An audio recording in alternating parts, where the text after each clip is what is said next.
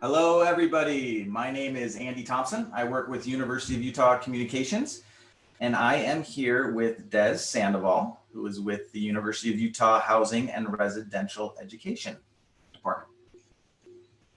Hi, Des. How are you? Good. Thanks, Andy. I'm excited to be here and answer any of the housing questions for the upcoming academic year. I think that there's been quite a lot of buzz around that, so I'm happy to be here. Excellent. Yes, and thank you for being here. So we had quite a few questions submitted via our Instagram story the other day, and I know you've been getting quite a few questions as well. So let's talk about it. Let's just start right at the beginning. When students arrive to campus in a few weeks, one of the first things they're going to have to do is take a COVID-19 test. Can you talk about that? Yes, that's correct. So let's talk about testing. So for some additional info, basically what the format on your move-in day will be is to arrive to the on-campus testing location where only the resident will be able to enter the testing building. So the actual test then would be administered, self-administered, and involves a swab of the nasal cavity followed by a different swab of the throat. Residents' tests are going to be prioritized by University of Utah Health, and then though the time frame for those results may vary between 24 to 48 hours, just depending on other testing in the Salt Lake Valley. So students will need to limit their exposure until they receive their test results back. They'll be able to leave their spaces to grab food, but they will need to essentially kind of like shelter in place quarantine until they do receive that test result back.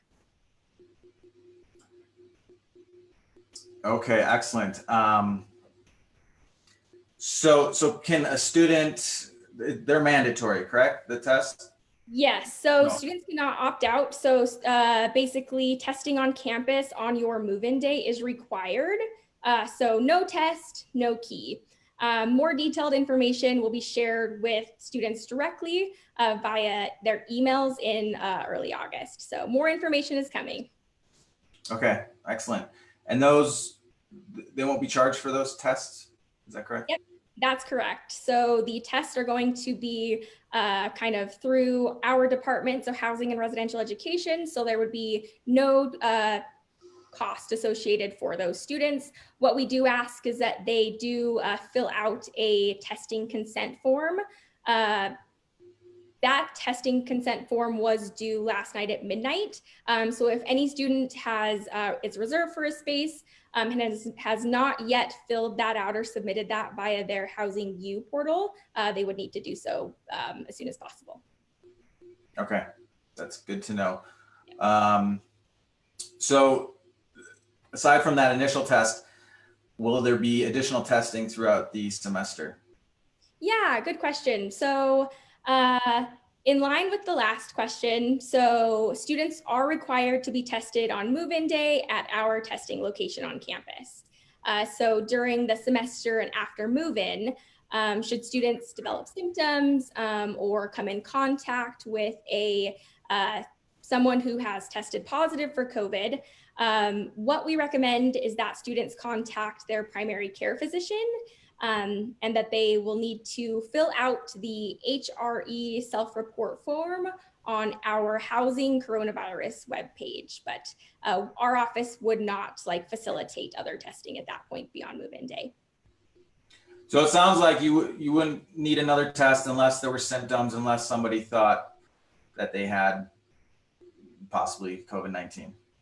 Yep, that's correct. So we would refer them to their primary care physician, at which point we would say basically to follow their recommendations on what that looks like.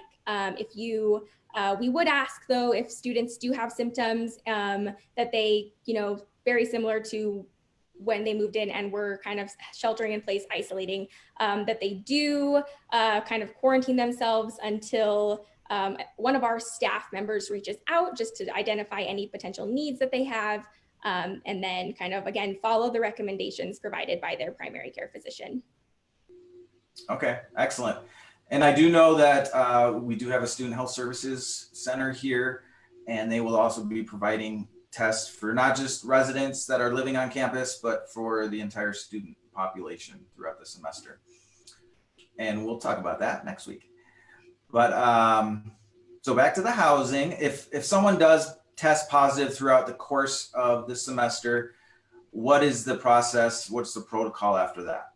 Yeah, good question. So basically, if someone tests positive as an HRE resident, we have a set of protocols in place. So the student should, kind of alluding back to that last question, fill out the HRE self-report form on our housing coronavirus webpage. From there, a member of our team would reach out to support that student. So our process will begin basically by moving that student to an isolation space. So students will remain in that isolation space for 10 to 14 days based on CDC guidelines.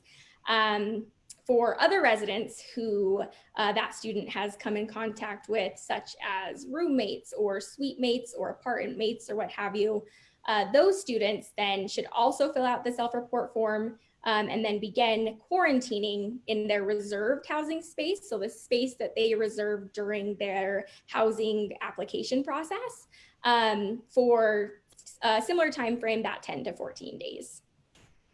And then, so basically how isolation works, or how quarantine works, and what the additional support is that we would provide is isolation is the process for when a student has tested positive for COVID-19, whereas quarantine is the process for, like I was saying, roommates or other residents who have come in contact with that individual. So isolation will occur in a held room that is new and private for that student who tested positive, whereas quarantine will take place in the areas that the students reserved in the housing academic year, or for the housing academic year. So their private apartments or their suites or what have you. And then full-time staff would provide support daily by either delivering meals, taking out the garbage, and checking in. Okay, excellent. So they will have assistance in keeping up with the services and whatnot. Yep, that's correct. Okay, so aside from the testing, let's talk about move-in day and move-in week, basically. When does that occur? When will we start having people move in? Yeah, good question. So we've broken it up. This year will look slightly different from years past. So basically, to help accommodate that required mandatory testing, first year students will move into their residence halls on their assigned move-in day during their assigned time. So those days are posted on our checking in webpage, which can be found on the moving in section of our website. So those days are either August 18th, 19th, or 20th. Upper class or graduate students then, for example, should sign up for their preferred move-in time on either August 21st, 22nd, or 23rd. And then that sign up link can be found on that same page of our website, so that checking in page. And they should do that as soon as possible, as I believe there's the deadline to kind of sign up for those preferred times is August 14th. But of course, the sooner that you get in and select your preferred time, the more availability there will be for that. And then for students who may have already booked prior flight or travel arrangements, those will be honored, and those students should email our office. So that is info@housing.utah.edu as soon as possible.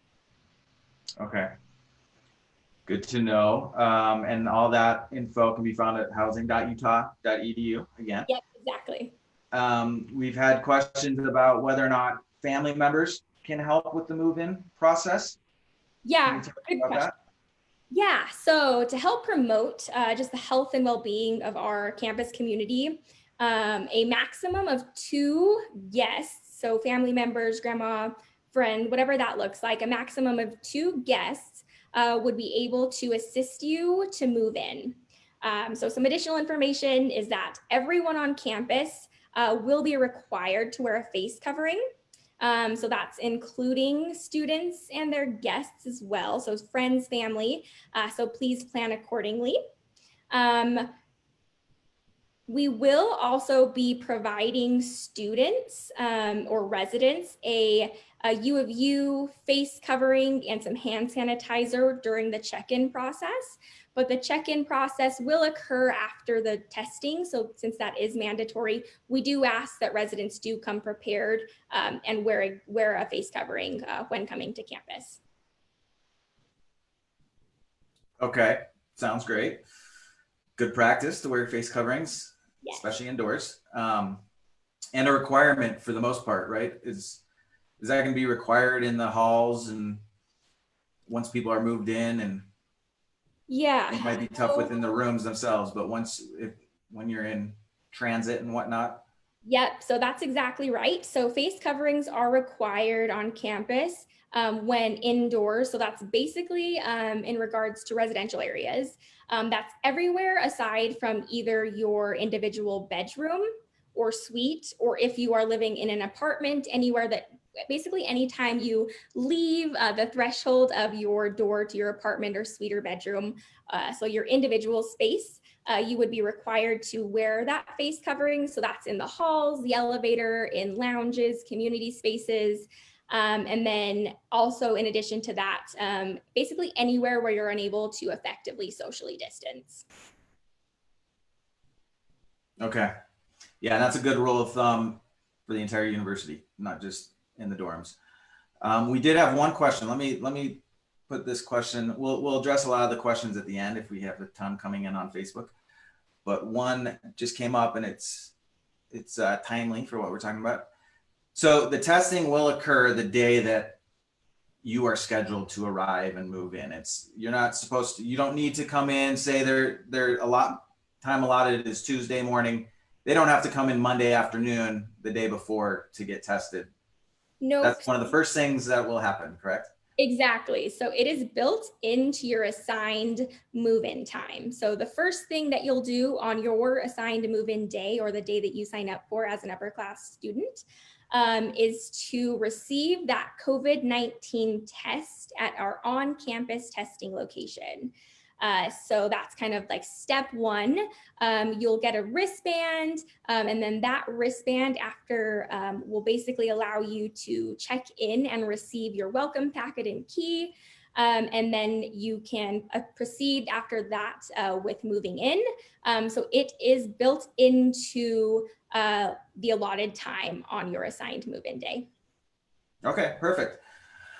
Next question. Is it too late to change from a double room to a single room? Good question. So at this time, all of our housing on campus has been reserved, and we are running a housing wait list. So at this time, we would not be able to accommodate or work through transitioning students from a double or to a single room. However, for specific or emergent or immediate needs that come up during the semester, you can email our office at info@housing.utah.edu to see if it is possible. Again, those room changes are really reserved for students who have like emergent or immediate needs, as we are currently running a wait list. Okay, so while we're talking about supply and demand, can you talk about how capacity has changed for this semester? Yeah, definitely. So for example, we are only offering single and double bedrooms where we had previously offered either triple bedrooms or a like 3 to 4 students in one of our communities called in the Lassonde in our lofts. So we are no longer having triples or housing those 3 to 4 students in that housing area. So bedrooms will either be single or double. So that private bedroom or a double bedroom, but our doubles across campus are extremely large and do help students or are conducive to physical distancing if needed. Okay. So maybe some of the rooms that were built to be a double or a triple or quadruple are now just doubles and Yep, that's hence the correct. expanded space. Yep. Okay, good to know. So I know you get this question a lot. What should people bring to campus? Is it the same old stuff that you would typically bring in a typical year, or are you suggesting changes in that as well? Yes, I love this question. So we provide a comprehensive packing list that can be found on the pre-arrival section of our Moving In webpage. So students should plan to pack light and wait until after they arrive to campus to order any large items. Um, Housing on campus comes pre-furnished, so keep that in mind too. I will emphasize that it is recommended that students bring cleaning supplies with them to assist and help in cleaning their individual areas, though limited items would be provided for checkout on campus. And then HRE staff does clean and disinfect common areas frequently, as well as high touch points. Okay, perfect. So what kind of furniture is included? Yeah, great question. So all bedrooms come pre-furnished with a twin XL bed frame and mattress.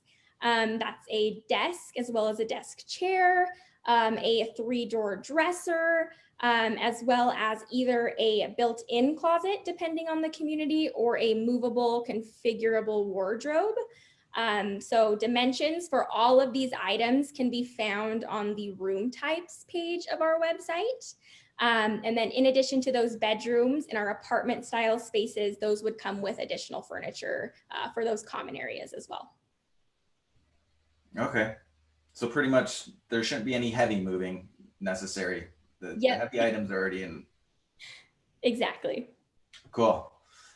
All right, so let's get down to some of the modifications. I know we've been talking about that since the beginning, basically, but one of the major differences that we'll see on campus in terms of housing and residential life is dining. Can you talk about how the dining halls and pickup and food's going to work? Yeah, really great question.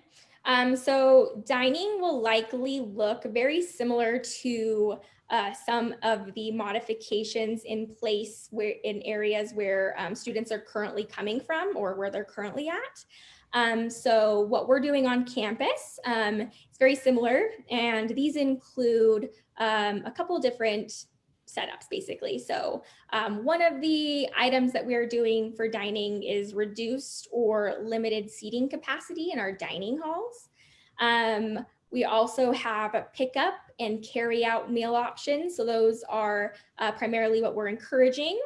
And then to help with that pickup and carry out option, we are also adding a brand new mobile ordering app called Boost. And that will basically allow students to schedule a time to pick up their meals and select kind of like what they're picking up. And then in addition to that, we are also adding, or we have added, outdoor tables and seating. So if people are from Utah or maybe have visited, we typically have some pretty great weather up until maybe like end of November. Then the snow kind of comes. But prior to that, students can enjoy eating outdoors in those shared kind of outdoor table and seating areas. Wow, so some technology and some good old fashioned outdoor seating. That's good. Yes. Are there certain hours that like the app will work for pickup, or will there be reduced hours for the dining halls? Good question. I'm not 100% sure on like what the hours in the mobile ordering app would look like, or if those vary from the hours that our dining halls are open. So what those dining hours look like, and they do vary across campus at the different locations. But I believe they're somewhere between 6:30 a.m. to 9 p.m. Monday through Friday. And then closed between meal periods, so closed between breakfast, lunch, and dinner.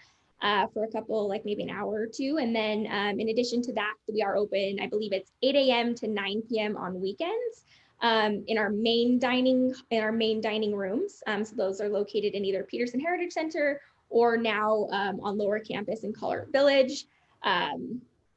But that information, all hours for all like dining locations on campus can be found on Dining Services webpage, which is dineoncampus.com/Utah.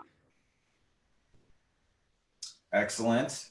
And I presume there might be a link to the app as well. And if not, we can share that on our main social media. Yes, so I don't have that readily available, but I can definitely share that with you and your team, Andy, and we can get that shared out once it's available. Yes, awesome. Thank you. Yeah. Another prevailing question is, can students, residents venture off? Can they go down to Salt Lake City? Can they jump on tracks and, go out to eat downtown? As long as things are open and we're still in the phase that we're in, where there is outdoor seating and dining in Salt Lake City. Really good question. So as on-campus residents, it's kind of a unique community. So we do have a community responsibility to just be mindful of others and how our choices can impact that community. So while we won't necessarily be like monitoring where you're going, we do ask residents to make good choices that can help minimize virus transmission in our communities. So don't go to the rave party down in the warehouse district. Yes. Okay. It's kind of what we're all dealing with is, and this goes to mask wearing. It's not necessarily about us as individuals, but about keeping the entire community safe and not spreading this thing any more than needs to happen. So that we can get back to something closer to normal sooner than later. Let's see. So to that end, there's going to be 2 weeks off in the middle of the semester where it's online only. There will be no in-person classes. It's right around when we would traditionally have a fall break, which unfortunately we do not have this year, but it's special times, so special measures, and we're reducing the length of the semester by 1 week as well. So, but what do you say to people that want to go home? What if they live out of state, and or even if they live in like southern Utah, or what do you say about traveling during the semester? Yeah, so traveling during online class times. So truly, like, we do ask that residents not travel during those times, primarily as the idea or the purpose behind the pause is really to minimize possible COVID-19 transmission. So with that, we do ask, again, kind of back to the last question, that residents continue to think holistically about the community and as their shared responsibility. And so just to be mindful of those choices that they are making. So there is no mandate, but along the lines, kind of be responsible. And but services, dining, we haven't talked about computer labs or the library yet, but the other kind of on-campus resources that students normally have available to them, will those still be open during those 2 weeks? Yes, so the 2-week online period, kind of, I think it's between September 28th to maybe like October 9th. That online transition period does not really have any impact for housing or dining services or the other residential services that we provide. So it's kind of business as usual in a lot of ways, other than your classes are going to be online. So you might be spending more time, physically distanced or in your individual bedroom or what have you. Okay. Do you know anything about the Student Life Center? I know we didn't really talk about this in our pre-meeting, but. Yeah, Yeah, so good question. I'll be honest. I don't know exactly like when their opening plans are. I think it's maybe in the next couple weeks. But it's very similar. What their plans are is very similar to maybe like what other like recreation areas or gyms in like other areas might be. So what that could look like is maybe like fitness classes have less people in them, so less occupancy. Um, Folks might be participating in like virtual workouts or what have you. There might be like signage that has like limited occupancy at one time in the center, but that is a really good question. And I think those specifics might be available online somewhere, or even by reaching out to Student Life Center and their staff directly. Yes, yes, of course. And yeah, they're under campus recreation services. Yep. But I think they're going to be open. Yes, I think they will be open with just some modifications. Yeah. So just like the library, Marriott Library, the main campus library, which is also opening in a phased way, which begins on August 3rd. We're asking for people to be patient because we'll have to be flexible, and this is new to us, and it will be kind of I don't want to say trial and error, but we'll identify things that are working and things that aren't working, and maybe ways where we can expand services safely. So, but we will talk about that next week. We're gonna have another one of these Zoom calls with some other people around campus about some of the burning return to campus questions out there. So let's see what else we have. Let me look on Facebook. There was a lot of questions about the Student Life Center. Oh, guest policy. Can you talk about the guest policy? Yes, good question. So our guest policy has been updated to better promote just the health and well-being of our campus community. So for the upcoming academic year, guests are not permitted in residential buildings. So guests are or can be defined as non-residential students, so non-HRE residents. So residents can host other HRE residents in common areas in their buildings, but guests are not permitted in, say, individual apartments or their bedrooms. So everyone is also expected to follow, social distancing guidelines, wearing face coverings, and abiding by posted occupancy signage that we'll have. And then in addition to that, overnight guests are also not permitted for the upcoming academic year. Okay. So if there's a student who is not living on campus, are they permitted as a guest in the common area? Nope. So only other HRE residents are allowed in the common areas in our buildings. So common areas would include general areas outside of individual resident apartments and bedrooms. So study spaces or lounges in our communities. And then just as a reminder, only HRE residents are allowed in these areas. So residents hosting other residents from other buildings who are HRE residents will still need to escort the visiting resident at all times. But our full guest policy can be found on our website on the Resident Rights and Responsibilities webpage. Okay. And I will link to these resources, these online resources in the comments. So you all who are watching can see that later on Facebook. That was really good. Let's see. Oh, there was a question about kitchen. Are there still some shared kitchen areas? I know some of the units have those. Yep. So as always, apartments on campus are very similar to apartments you might find off campus.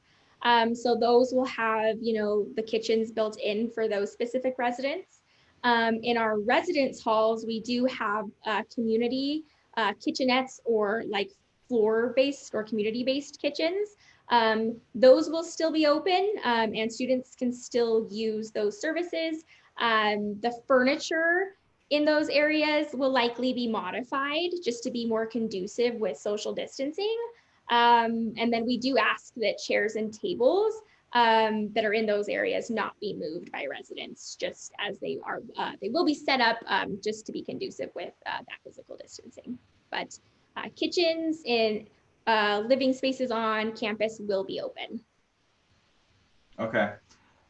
Just a quick question on Facebook, whether they need to bring pots and pans. Yep. So if you live on campus and you're wanting to utilize the kitchen areas that we have, we do recommend bringing your own set of pots, pans, utensils, whatever that looks like.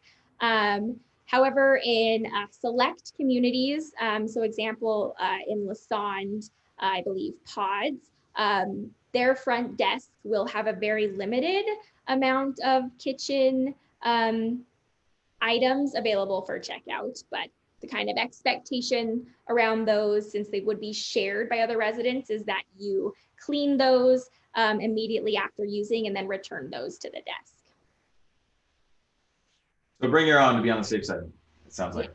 Bring your own pots, pans, bring your own cleaning supplies, bring your own face coverings, whatever you need truly to just kind of help limit some of like those shared items.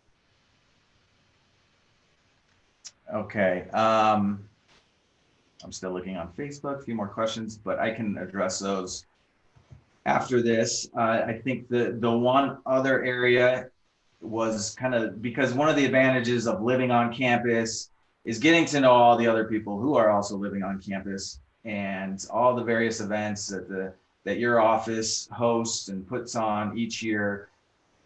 And they're throughout the semester, not just move-in day weekend and all the fun that happens then. But can you talk a little bit about that, what residence hall activities will look like this semester? Totally. And I'm glad that that was a question, because that's something I definitely wanted to talk about. While there will be modifications, so basically your RA will be your resident advisor who's living in your area and will reach out to you basically right after you move in. And they will help provide additional information about some of those like events that will occur throughout the year, but also for move-in weekend. So a couple of those ways to connect is through the community meetings that we'll be providing with your RA.